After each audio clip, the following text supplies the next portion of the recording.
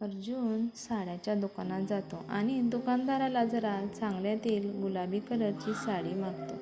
खूप साड्या पाहतो, परंतु त्याला कोणतीच साडी पसंत पडत नाही. मग शेजारी असणारी त्याची बायको तनू म्हणते की अहो, मला गुलाबी कलर साडी आवडत नाही, माझ्यासाठी नका घेऊ. अगं, तुझ्यासाठी नाही घेत, मग माझ्या ताईला पण नाही आवडत, ताईला पण मी घेत नाही. मग नेमकं तुम्ही कोणाला साडी घेत आहात? अगं, मी माझ्या बहिणीसाठी घेत आहे. काय त्या तुझ्या गरीब बहिणीला एवढी महागातली साडी घेतोस?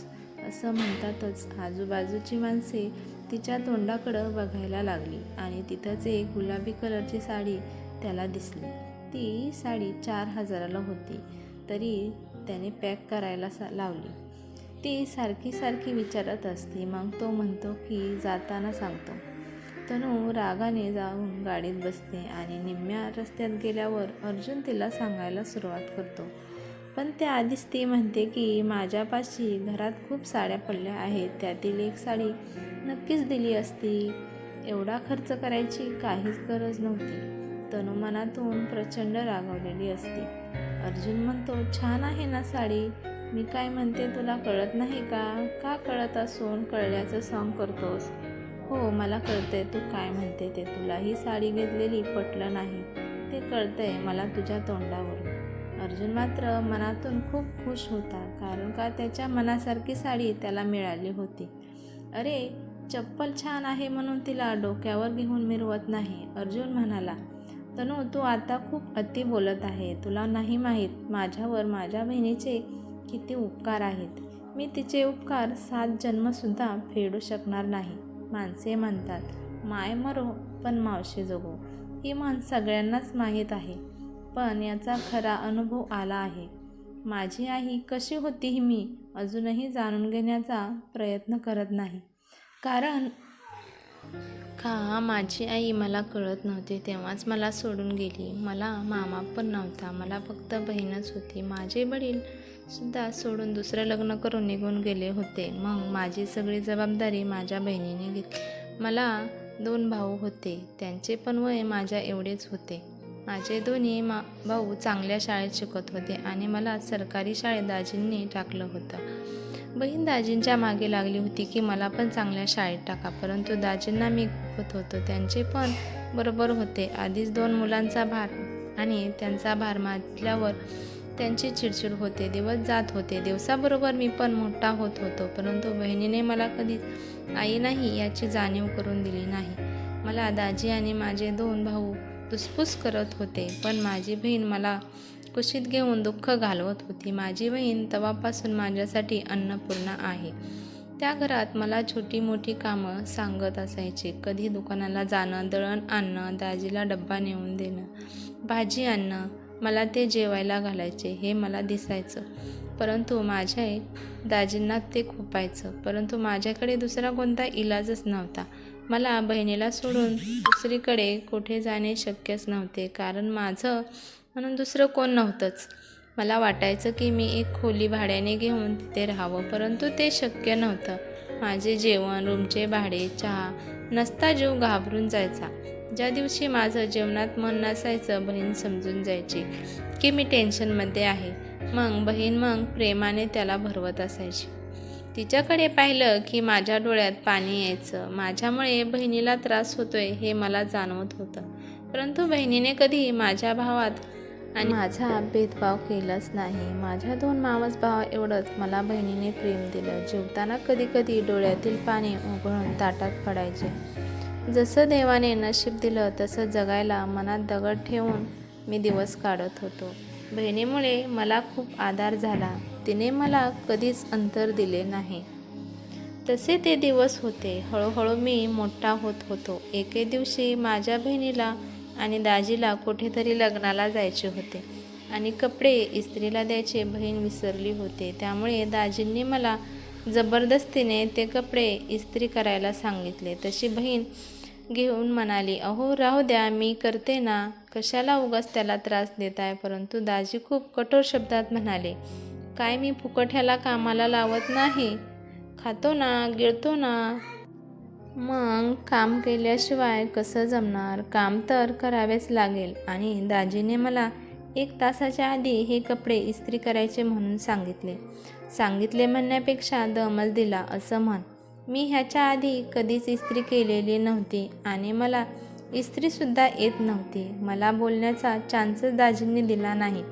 दाजी बाहेरच खुर्ची टाकून बसले होते, त्यामुळे बहिणींनासुद्धा माझी मदत करता येत नव्हती. त्या दिवशी दाजींचा राग माझ्यावर जास्तच होता. मी एकदम साध्या शाळेत राहूनसुद्धा वर्गात पहिला आलो होतो. तेव्हा मी 9वीत होतो आणि त्यांचा मुलगा पण 9वीतच होता आणि तो इंग्लिश आणि हिंदी या विषयात फेल झाला होता. त्यांचा राग माझ्यावर दाजी काढत होते. आमच्या तुकड्यावर जगणारा हा अनाथ मुलगा वर्गात पहिला आला होता आणि त्यांचा मुलगा नापास झाला हे त्यांना आवडलं नाही. त्यांची दोन्ही पण मुलं वेगळ्याच तोऱ्यात होती. परंतु माझ्या बहिणीने मी पहिला आलो म्हणून खूप लाड केले. माझे गुपचूप औक्षण केले. माझ्या तोंडात लाडू घातला आणि माझ्या डोक्यावरनं हात फिरवत माझी दृष्ट काढत म्हणाली, खूप खूप मोठा हो. आणि तोपर्यंत दाजीने दराडून हाक मारली.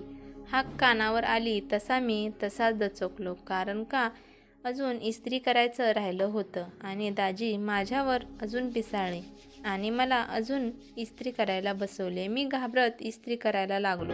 इस्त्री काय मला येत नव्हती आणि ती इस्त्री म्हणजे आत्ताच्या इस्त्रीसारखी नव्हती. ती इस्त्री फारच जड होती. घाबरत फिरवायला लागलो. 5-6 कपडे चांगले जमले, पण शेवटच्या कपड्याला गडबड झाली. बहिणीची साडी जळाली. मन घाबरं झालं होतं. तो जळालेला भाग साडीच्या घडीत लपवला. थरथरत्या हाताने त्या घड्या नीट ठेवल्या. सगळ्यात ती साडी खाली ठेवली. त्या रात्री न जेवताच मी झोपी गेलो नाही, परंतु झोपण्याचं नाटक करून झोपण्याचं सॉंग केलं. सकाळी पण माझे प्राथमिक कामे उरकून मी बाहेर हुंदडायला गेलो, कारण मला भीती वाटत होती. जसा दिवस जाईन तसं माझ्या हृदयाची धडधड वाढतच होती. डोळ्यासमोर ती साडी आणि दाजी फिरत होते. परंतु मावसभाऊ मला शोधत आला आणि म्हणाला की आईने तुला बोलवलं आहे. जावं तर लागणारच होतं.